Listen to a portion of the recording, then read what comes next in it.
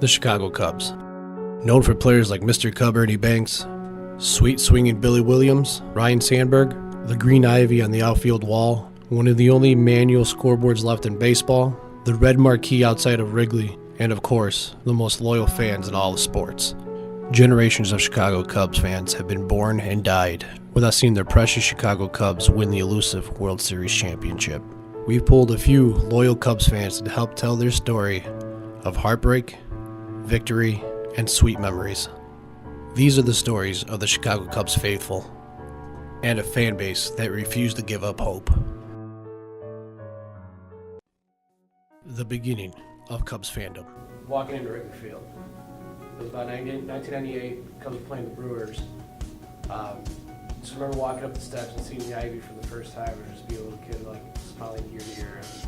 It was like one of the coolest moments I've seen. It was one of the coolest places I've ever been to. It was the first night game in '88. I remember it being such a big deal. All my parents, my family, everybody was watching it. I didn't know what the big deal was. And the whole thing was that now they can play games at night. They couldn't do that before. And then, being Wrigley, not having the lights, it was a huge deal. So I'd have to say the first night game. My first Cub memory is coming to Wrigley Field probably when I was like 8th grader with my dad, my grandpa, my grandma, my sister, my uncle, pretty much like my whole family. My first Cub experience, I think I was 8, but we were playing the Giants, San Francisco Giants, and Barry Bonds was playing. And that was a really cool experience because obviously he was one of the best in the game at the time. It was 2003, so it was right after he set the record for home runs, and he was so good. I just remember him and Sosa squaring off, and his two big sluggers. And you walk up those steps, and it felt like a mile to my spot in the stadium because I'm a little kid. We're all the way up in the upper deck, and it was.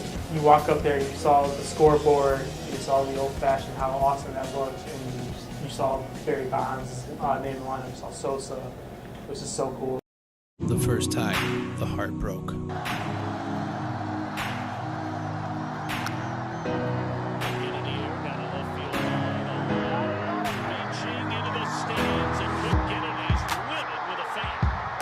Oh boy. First time they broke your heart. Oh yeah. Gosh. They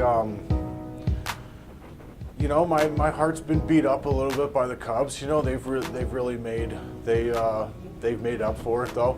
It's Moises. I can see it just like every other Cubs fan. Moises Alou going up trying to get it, and then him unraveling. I think was the hardest thing because once I feel like the players saw him unravel, then Gonzo's letting it go through his legs, and it's just everything just fell apart.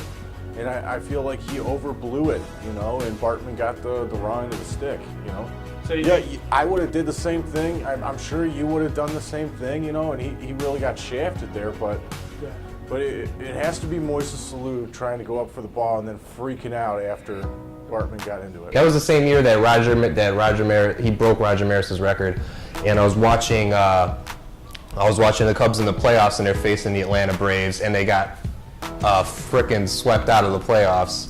And I remember crying for the first time for a Cubs loss, and my dad just telling me, as he's drinking his Michelob Ultra, Todd, this happens kind of all the time, so I would just move past it and kind of get over it. But you know what? I didn't. Say 2008. 2003, there was as disappointing as it was, there was the thrill of getting there and seeing them do that. But for me, 2008, there was this build-up all year long to where I thought they were actually going to do something in the playoffs, and of course they just fizzled out and they got swept in 3 games. And that to me was much more disappointing because you spent this whole year of expecting them to do something. Believing what Cubs fans are best for. But I really had more belief when we were down 3-1. I remember I was working with my brother, and we were talking to each other both down, man, we're down 3-1. And we're slowly just talking about it, no. We got Lester going tomorrow, and then after that is Jake Arrieta, and then after that we got Kid K, then we got Kyle Hendricks, the professors. No. We got this. We've won 3 games in a row before. There's no need to be all down and out about it. And me and him just pumped each other up, and since that moment, we knew we were taking it all. And Game 7 came, and we all know how that ended. I believe last year because it seemed like they were never out of the game. They would be down 3 runs to 9, 3 runs to 8. You know, they put 2 guys on base. And like, here we go, Kyle Schwarber. The playoffs come up, they can't. Every time they need it, they got one. Whether it's Baez against the Giants, or Contreras hitting a home run, Rizzo hitting a home run, Fowler in person, Kershaw. Just every time they needed something, it seemed like they got it from a different person. So it wasn't just one player. It seemed like I could believe in everyone on the team.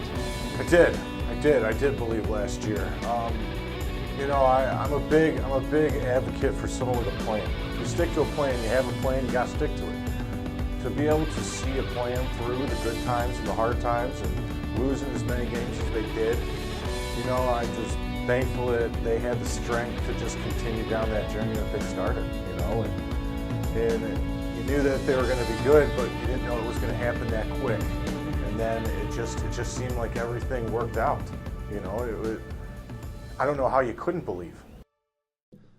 Every drought ends with rain. The Chicago Cubs are the sweet rains of victory.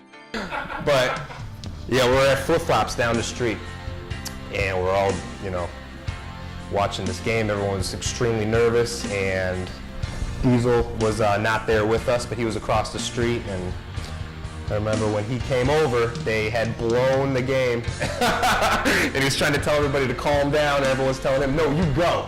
You need to leave." And that's where we were. But they ended up winning it, and despite your best efforts. I was working at Beer on Clark. I was standing outside. There was a whole crowd of people. Basically, they were all like heading home, and then the rain delay happened. Everybody kind of just like stood around. It was like, you know, deep, like everybody holding their breath.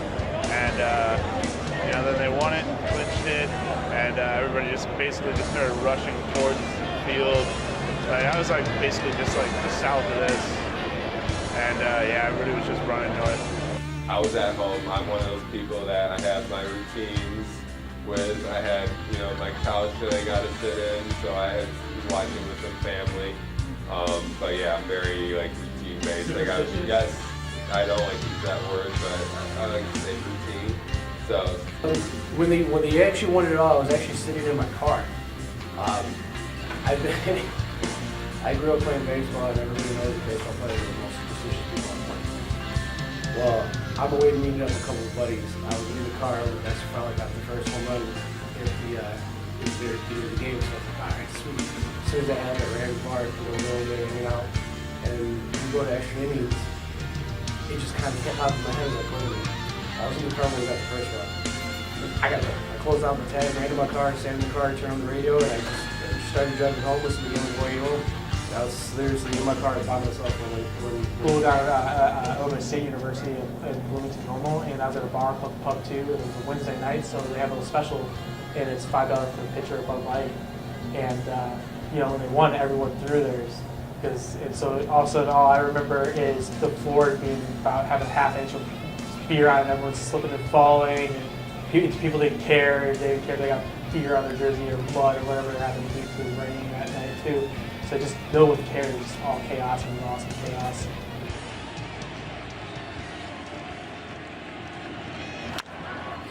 Left side.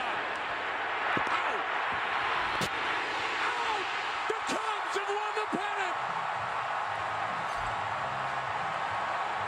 And throughout the chaos and excitement, some Cubs fans couldn't help but think about loved ones that weren't present. I had a picture of my grandpa the entire game 7. In the inside of my jersey, right underneath the Cubs seat. And once they wanted, like, beyond, that was the first thought that came in my head. I pulled out my photo and I just stared at it for a while. Just like I stared at it, looking, and I was like, man, Grandpa finally did it, man. It finally happened, and it actually took a little bit to really sink in, like the fact that it's like, holy crap, the Chicago Cubs are World Series champions. Like, First thought was to call my grandpa, who lived through the 60s, who lived through 69, who lived through all the 80s teams that were really good, lived through 2003, obviously 2008 too, and he couldn't even pick up the phone because he was crying, and all I remember hearing was sobs. So Done it before.